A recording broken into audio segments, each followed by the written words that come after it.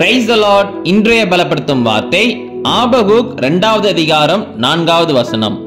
Habakkuk chapter 2 verse 4. தன் விசுவாசத்தினாலே நீதிமான் பிழைப்பான். The righteous shall live by his faith. ஹல்லேலூயா.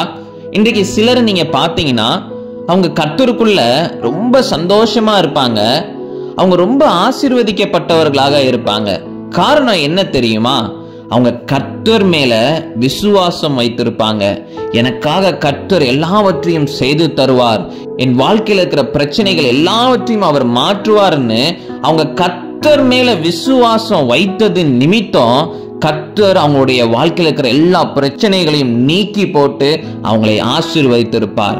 அப்ப இன்னைக்கு உங்களுடைய வாழ்க்கையில நீங்க ஆசீர்வதிக்கப்படணும், கர்த்தர் உங்க வாழ்க்கையில ஒரு பெரிய அற்புதங்களையும் அதிசயங்களையும் செய்யணும் அப்படின்னா நீங்க கர்த்தரை விசுவாசிக்க வேண்டும். கர்த்தர் என்னுடைய வாழ்க்கையில இருக்கிற எல்லா சிறையிருப்பை மாற்றுவார். கர்த்தர் எனக்குள்ள இருக்கிற பலவீனங்களை மாற்றுவார். எங்க குடும்பத்தில் இருக்கிற பிரச்சனைகளை மாற்றுவார். எனக்குன்னு ஒரு புதிய வாழ்க்கையை ஏற்படுத்தி தருவார். கர்த்தர் எங்களை ஆசீர்வதிப்பார். கர்த்தர் எங்களுடைய தேவைகளை சந்திப்பார் என்று எல்லா காரியத்திலையும் கர்த்தர் மேல நீங்க விசுவாசத்தோட இருந்தீங்கன்னா, கர்த்தரை விசுவாசிச்சீங்கன்னா கர்த்தர் நிச்சயம் உங்க வாழ்க்கையில அற்புதங்களையும் அதிசயங்களையும் செய்வார். ஹல்லேலூயா. அப்ப இந்த நாள்ல இருந்து எந்த சூழ்நிலையாக இருந்தாலும், எப்பேற்பட்ட பிரச்சனையாக இருந்தாலும் சோர்ந்து போகாதீங்க. கர்த்தரை விசுவாசிங்க.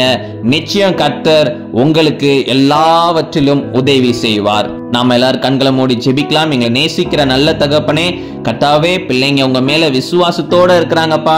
நீங்க ஒரு அற்புதம் செய்வீங்க, அதிசயம் செய்வீங்கன்னு விசுவாசிக்கிறாங்க. நீங்க பிள்ளைங்க வாழ்க்கையில அற்புதங்களை செய்யுங்க, ஒரு மாற்றத்தை கொடுங்க, நீங்க தேவைகளை சந்திங்க, நீங்க பிள்ளைங்களை பாதுகாத்துக்கோங்க. ஆண்டவரே இயேசப்பா, எந்த சூழ்நிலையாக இருந்தாலும் நீங்க கைவிடாத தேவன் அப்பா. பிள்ளைங்களை நீங்க கைவிடாமல் ஆண்டவரே இயேசப்பா பிள்ளைங்களை நேர்த்தியாக வழி நடத்துங்க.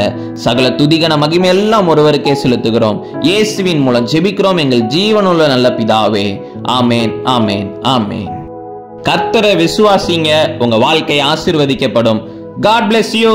Have a blessed day.